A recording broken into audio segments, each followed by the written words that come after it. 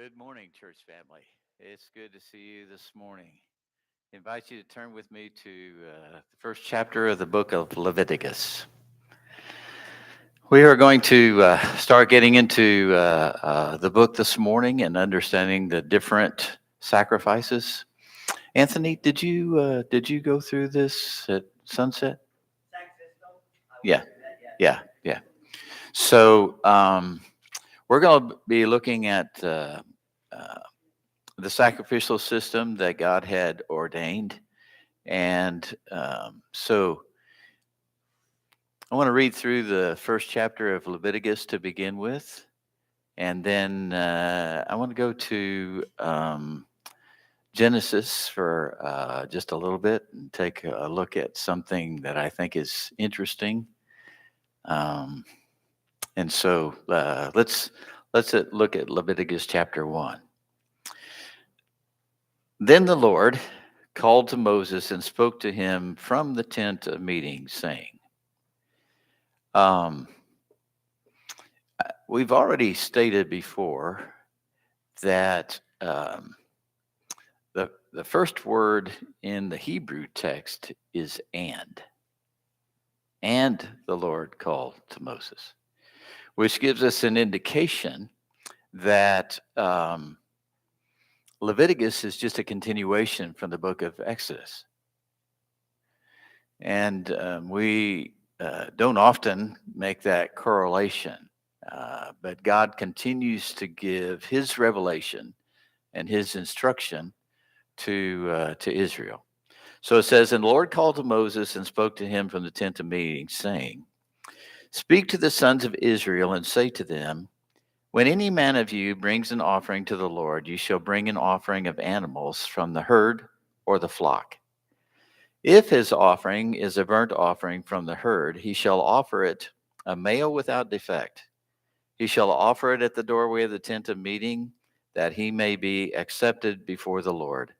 And he shall lay his hand on the head of the burnt offering, that it may be accepted for him to make atonement on his behalf. And he shall slay the young bull before the Lord, and Aaron's sons, the priests, shall offer up the blood and sprinkle the blood around on the altar that is at the doorway of the tent of meeting. He shall then skin the burnt offering and cut it into pieces. And the sons of Aaron the priest shall put fire on the altar and arrange wood on the fire. Then Aaron's sons, the priest, shall arrange the pieces, the head and the suet, over the wood which is on the fire that is on the altar. Now, we're not used to the word suet, okay? But the suet really is the fatty tissue that is about the loins and the kidneys. And so that's significant in the idea that this animal is not some thin, lean animal. There's significance in the fact that it is a healthy animal. It is a prime, pristine animal that is to be offered. So at verse 9, its entrails, however, and its legs shall wash with water, and the priest shall smoke all of it on the altar for a burnt offering and an offering by fire of a soothing aroma to the Lord. But if his offering is from the flock of the sheep or of the goats for a burnt offering, he shall offer it male without defect, and you shall slay it on the side of the north or the altar, northward before the Lord, and Aaron's sons the priests shall sprinkle its blood around on the altar. He shall then cut it up into pieces with its head and its suet, and the priest shall arrange them on the wood which is on the fire that is on the altar. The entrails, however, and the legs he shall wash with water, and the priest shall offer all of it and offer it up in smoke on the altar. It is a burnt offering, an offering by fire of a soothing aroma to the Lord. But if his offering to the Lord is a burnt offering of birds, then he shall bring his offering from the turtle doves or from young pigeons, and the priest shall bring it to the altar and wring off its head and offer it up in smoke on the altar, and its blood is to be drained out on the side of the altar. He shall also take away its crop with its feathers and cast it beside the altar eastward to the place of the ashes. Then he shall tear it by its wings, but shall not sever it. And the priest shall offer it up in smoke on the altar on the wood which is on the fire. It is a burnt offering, an offering by fire, a soothing aroma to the Lord. So God has continued to give his instruction here, but now his instruction is concerning the idea of sacrifice. Okay? Go to Genesis chapter 8 with me. Genesis 8. This concept of burnt offering has been seen before.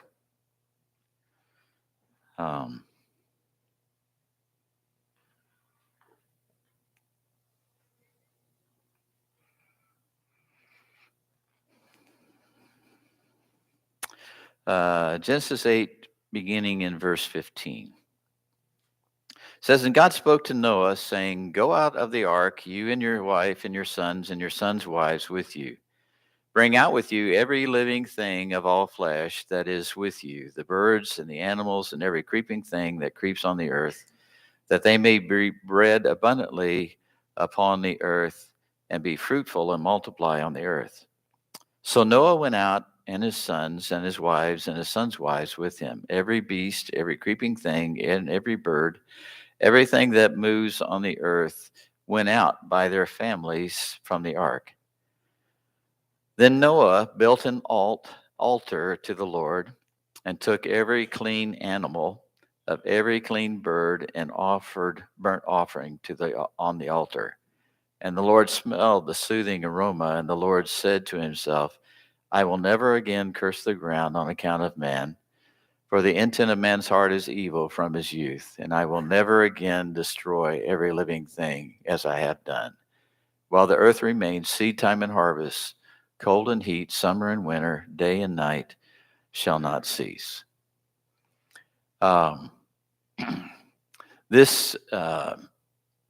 This action of Noah is the first time that we come across this concept of burnt offering.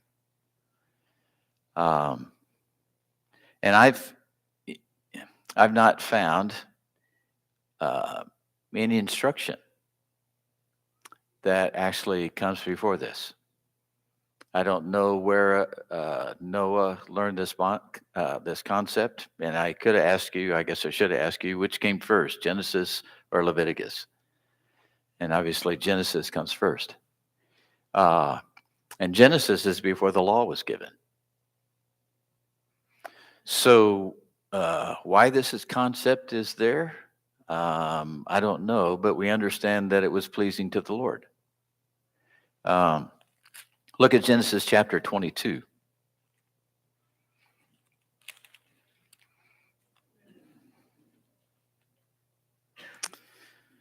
Of course, Genesis chapter 22 is the fact that Abraham is going to offer up Isaac, right? Let's just begin in verse 1. It says, Now it came about after these things that God tested Abraham and said to him, Abraham, here I am. This action that Abraham is taking and God testing of Abraham actually comes 10 years after the Ishmael experience.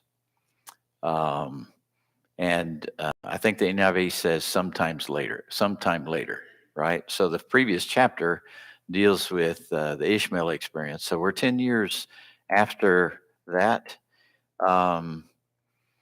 This word that says God tested is also the same word that is used when it speaks about Satan tempting. So testing and tempting, right?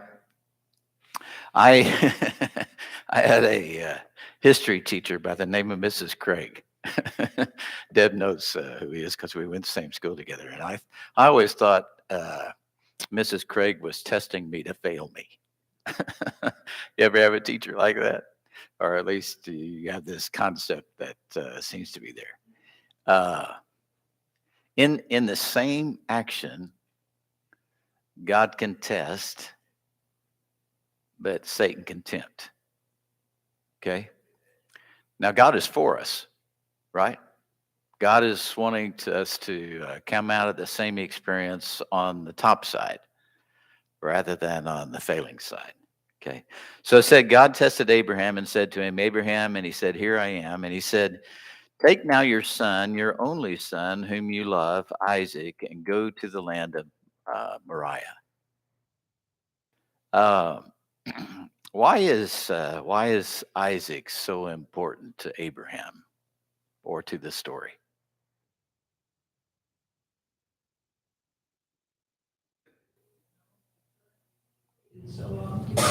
Okay. The significance of waiting so long. Sarah had trouble conceiving, right? And so Isaac is actually the son of promise. So here Abraham is receiving this instruction to take his son, and so they go to Moriah. Second part of verse 2 says, and offer him there as a burnt offering on one of the mountains of which I will tell you. So here's this concept of burnt offering again that we haven't seen before. God gives this instruction for it to happen. Um, so there's some instruction that God has given before that we are unfamiliar with, that we really don't know where it came from or the concept came from. Um, So in verse 3, it says, So Abraham rose early the next morning and saddled his donkey and took two of his young men with him and Isaac his son, and he split wood for the burnt offering and arose, went to the place of which God had told him. On the third day, Abraham raised his eyes and saw the place from a distance. And Abraham said to his young men, Stay here with the donkey, and I and the lad will go yonder, and we will worship, and we will return to you. And Abraham took the wood of the burnt offering and laid it on Isaac his son, and he took in his hand the fire and the knife, so that the two of them walked on together. And Isaac spoke to Abraham his father and said, My father. And he said, Here I am, my son. And he said, Behold, the fire and the wood, but where is the lamb for the burnt offering? And Abraham said, God will provide. Actually, that word for God there is Jehovah Jireh, which the meaning is God will provide. Okay. For himself the lamb, for the burnt offering, my son. So the two of them walked on together. And then they came to the place in which the Lord had told him, and Abraham built the altar there. And the rest of the story goes on that we understand that Abraham was about to slay his son, and God provided a lamb that was in the thicket. And God offered, or Abraham offered the lamb instead of offering his son. Okay. But Abraham was ready to do that. It is interesting if you look at Hebrews chapter 11 that uh, Abraham believed that even though he would slave his son, God would still provide. God would still be faithful to his promise. And so, what amazing faith Abraham had regarding that.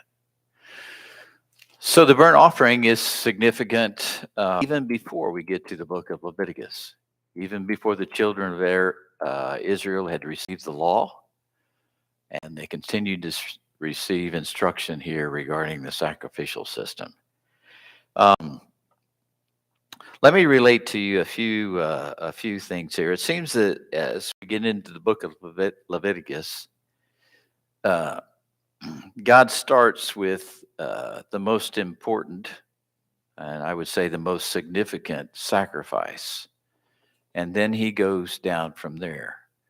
Um, and and when I say down from there, I don't mean that any of the other ones are any less significant. It is just the fact that this one is the most significant as we think about that. The animals that are required for the sacrifice and the use made of it underscore some spiritual lessons that I think that we can draw from.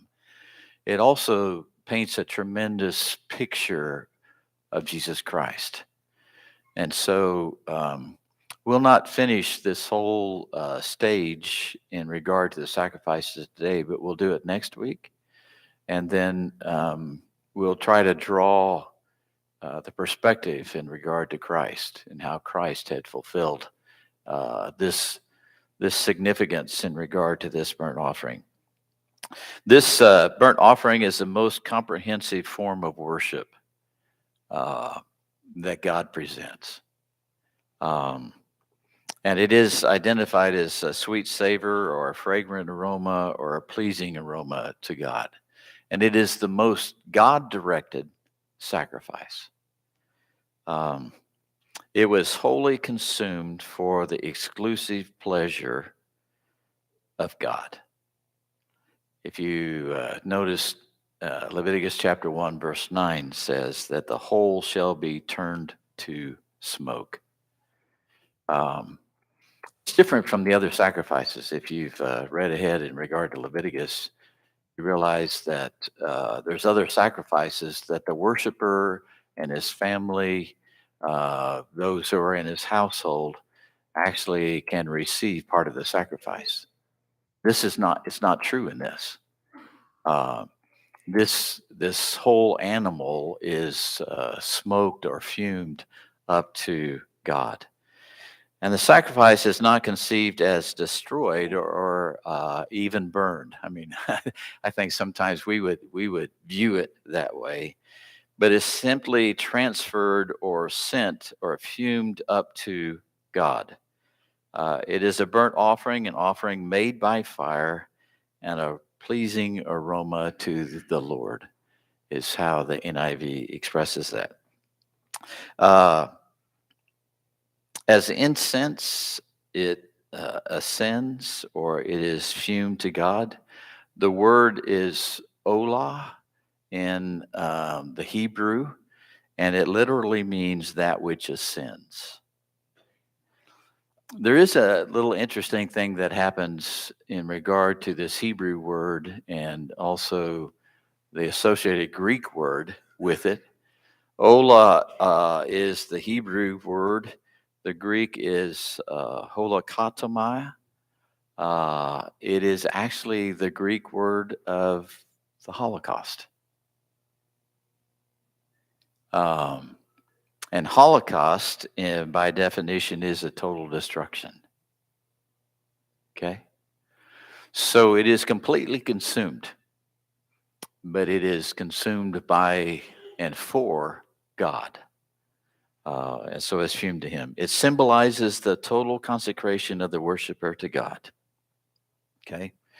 The spiritual Jew, through the sacrifice, says to God, as this animal is totally given to you and is consumed for your pleasure, so I want my life to be given to you for your pleasure. Don't miss that. As this sacrifice, this animal is totally given to you and is consumed for your pleasure, so I want my life to be given to you for your pleasure. That's Jesus, right?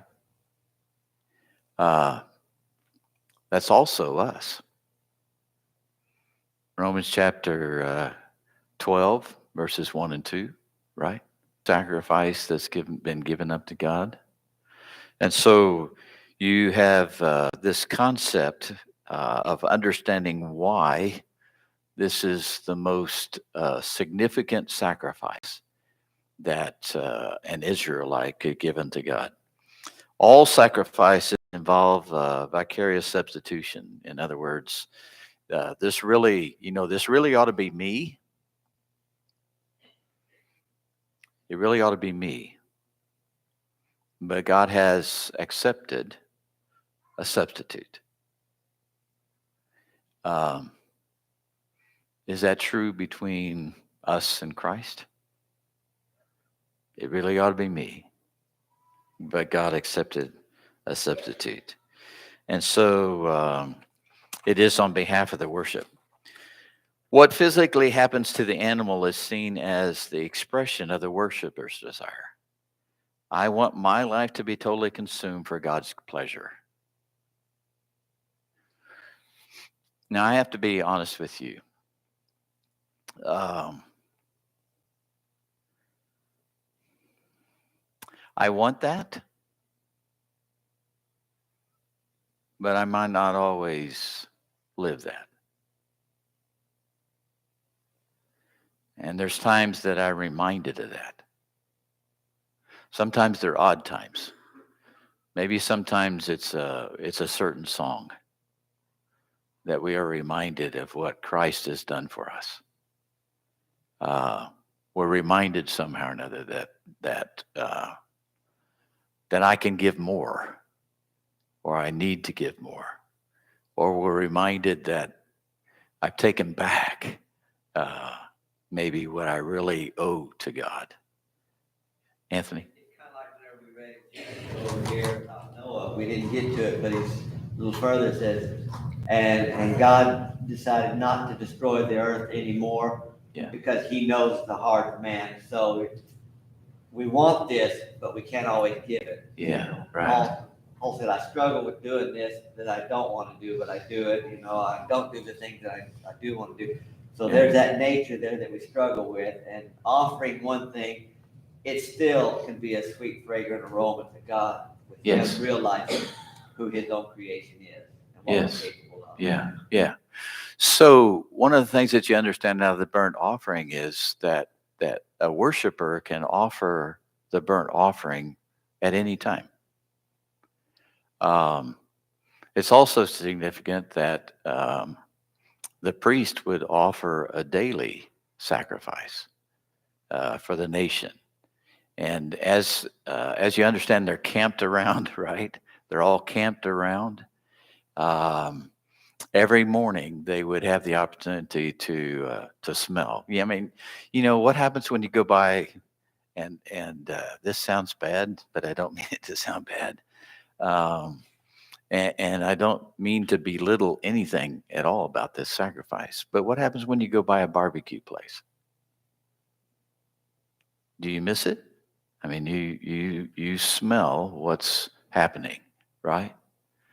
So every morning, the Israelite would understand that, but they also had the opportunity to offer that sacrifice at any time.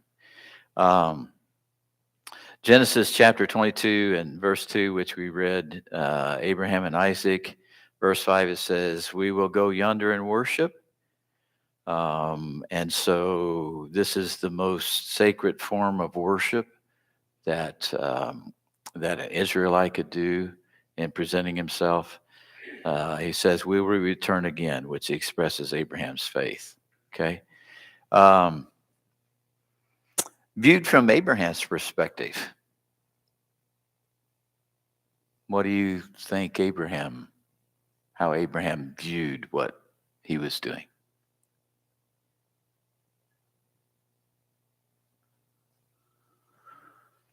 Total allegiance to God, right?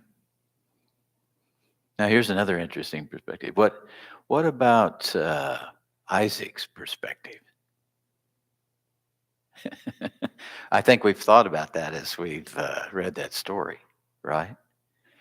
And perhaps he wondered what in the world God was doing when he raised the knife and was about to.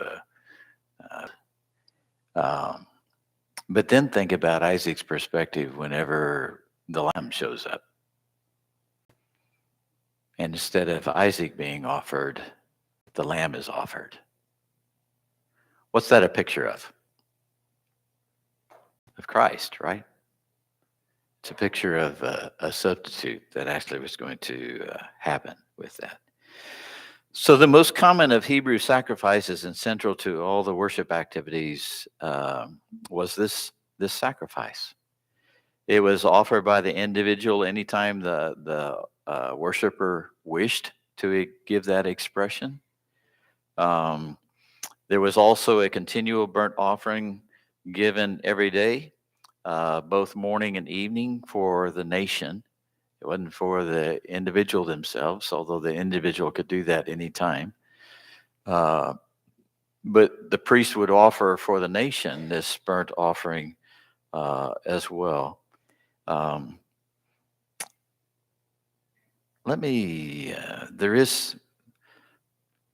There is some significance here. When you get to Leviticus chapter 6, verse 9 and verse 12, whenever this instruction is given to the priest that he is to offer this burnt sacrifice morning and evening, there's an instruction which says that the fires should never go out.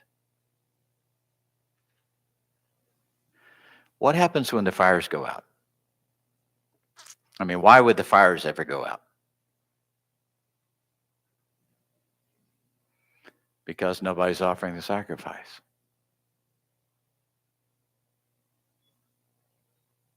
What does that mean? Did Israel ever lose their consecration to God? Why? Why'd they lose their consecration to God?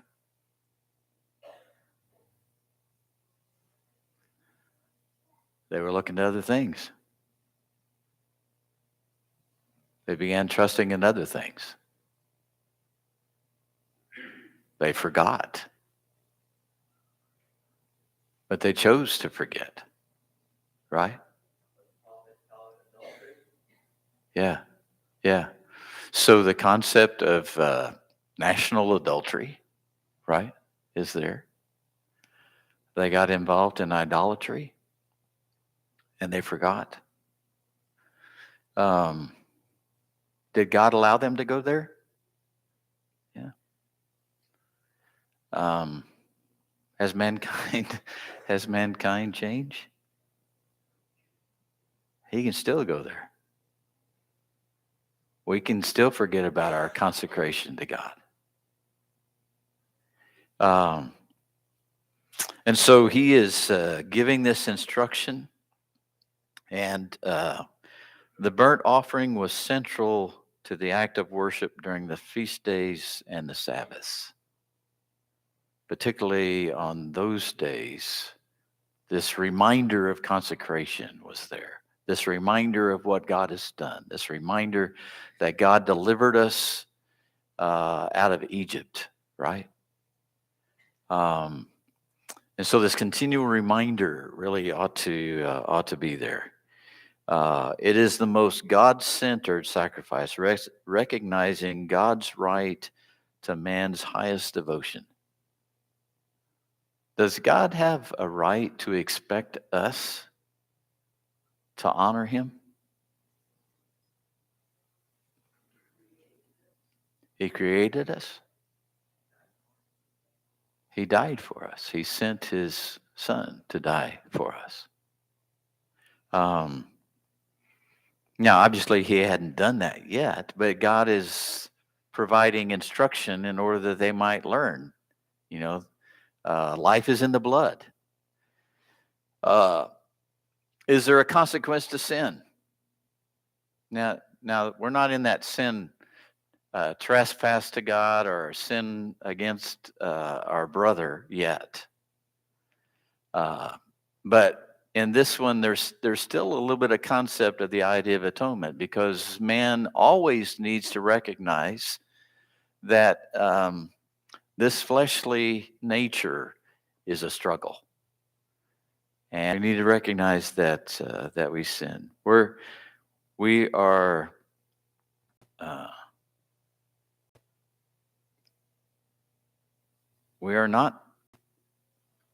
and we are not deserving of God's unending love.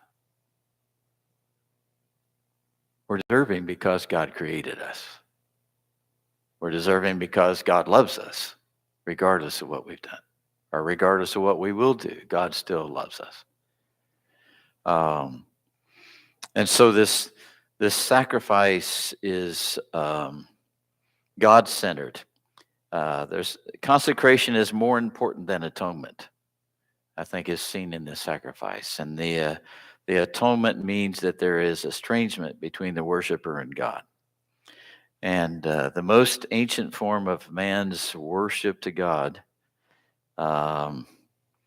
is seen in regard to Noah, right? And offering this, in regard to Abraham offering this.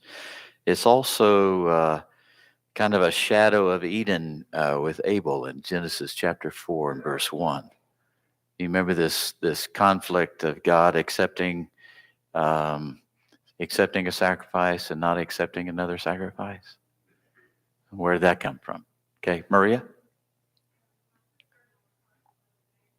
I hadn't thought about. She said, even if I would only committed one sin, Jesus died for that one sin, but then take into account all the sins I've ever committed or mankind ever will, just the debt of love that we owe him. I hadn't thought about that and that magnitude, that it's huge, you know. So even in the sacrificial system, even in regard to this burnt offering, God provided the opportunity for us still to be right with him. God gave that instruction in order that we might be right there. So let me deal with the stages in regard to what we see regarding the sacrifice. The first stage is what's called the presentation. The worshiper presents himself and a sacrificial substitute to God. The individual is seen as presenting himself and his animal as a gift to God. Not only is the animal a gift to God in this sacrifice, but even the worshiper. Okay? The worshiper is seen as presenting himself. And from that moment, it is God's animal, and God dictates its use. Yeah, he presents himself in worship. He does not leave the tabernacle, but stays to observe. Okay? And actually, in this sacrifice, he is highly invested in the sacrifice itself. He is a great part and participating in this sacrifice. You put your hand on that. Yeah, This one and also later atonement and stuff like that. Well, that makes it personal now. That's I'm right. putting my hand on this animal that should be me, or that I'm offering such Yeah. as me. yeah. There, the first part is the presentation. He comes to the tabernacle, right? The second one is what Anthony has expressed, and that is that he lays his hand on the head of the victim. Now, there's significance to that. It's not to claim ownership, as some suppose, but it is the fact that the animal is no longer his. Rather, it's an act of designation for special function as the substitute for him. And he recognizes, as he lays hands on him, that it really ought to be me. And so he is highly invested in the presentation of the animal. This idea of laying on of the hands is characteristic of all bloodletting sacrifices that you find, except for the continual burnt offering and the bull and the first goat on the Day of Atonement. This one he is highly invested in, and his laying on of the hand assigns function, service, and office. There's several things that I think that are involved in that. One is Leviticus chapter 1, verse 4. It says, lay hand, it will be accepted on his behalf to make atonement for him. So while he is giving himself lives, is that there's a part of atonement that's still a part of that. Hebrews chapter 6, verse 2 says it's part of the Old Testament first principles. Okay. It is symbolic of the transferring of sins, and obviously that's not literal, but it's symbolic in that. And so the worshiper acknowledges, first of all, a confession of sin. Secondly, a thankfulness for grace and forgiveness. I mean, this really ought to be me, right? But he realizes that God has given this opportunity for me to offer this animal. So it's a part of grace, of forgiveness. He knew his sins were transferred. I mean, that's when he does that, he realizes that that takes place. And he leaned heavily upon the victim for atonement. Atone is the Hebrew word kafar, and it means to cover. Okay, so Genesis chapter 6 and verse 14, Noah covered the ark with tar. That's that same word that's used for that. So he realizes that. The third stage, after the presentation and the laying on the hand, is actually the slaying of the animal. And it is the fact that the slaying of the animal is done by the worshiper. I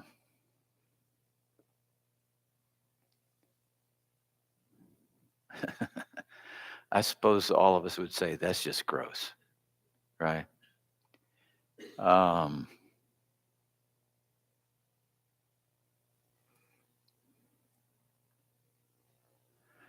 Do you think the worshiper, what was he thinking as he slayed that animal?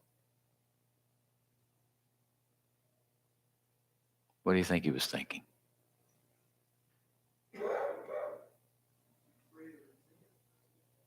Free of sins. Okay, there's an acknowledgement there, right?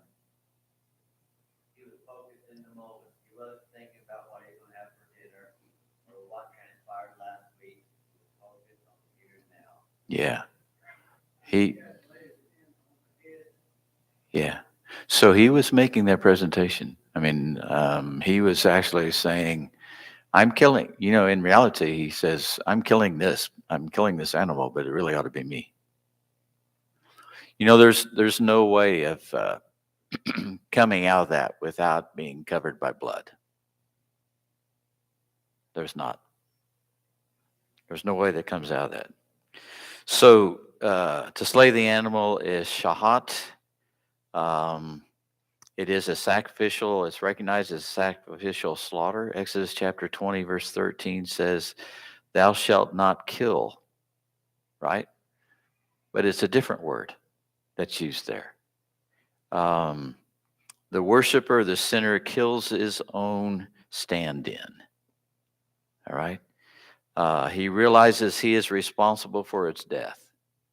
He sees the terrible consequences of sin in the animal's death. And life is given vicariously for life, right? It really ought to be my life, but I'm taking his life instead. And without blood, there is no forgiveness of sin. So, this is not us. It's hard for us to fathom this. The Israelite had no option. I mean, he really had no option of, can I do this or not do this? This was the instruction that God had given regarding this. And he was to learn lessons out of this. And he was made conscious of mercy and grace. Because it really ought to be me, right? He thus agrees with heaven's judgment against sin. Any creature with sin to his credit must die. He does not deserve to live. And heaven cannot just ignore sin. We're in a culture that ignores sin. We just are. And I just came from Friday and Saturday, Oklahoma City at a seminar, and I saw one of my preaching friends down there, and of course we're always asking, what are you preaching on lately, and so on and so forth. And he said, I'm preaching on the seriousness of sin, he said. And I said, how's that going? And he says, I have no idea, but it looks as though people aren't interested. I say this, they're listening. They might not like what they hear, but they're listening, right? And so the worshiper agrees with God's judgment, God's penalty. And this actually is how he recognizes, because this is a consecration sacrifice, right? This is how he recognizes that he dies to sin. He consecrates his life all over again. But how does he do that? Well, he does that by killing the animal. This is just completely odd to us. But this is how God was training the Israelites to understand who he was, that he was holy, but also to understand that all of us owe allegiance to Jehovah. We owe allegiance to Jehovah. Okay? I'm going to quit there. We're going to come back. We're going to finish kind of these stages in regard to the sacrifice, and then we'll look at the idea of how Christ fulfilled those. Any comments, questions before we quit? I have one. Are you glad the law of Moses is gone? If the law of Moses wasn't gone, we'd still be under the same law.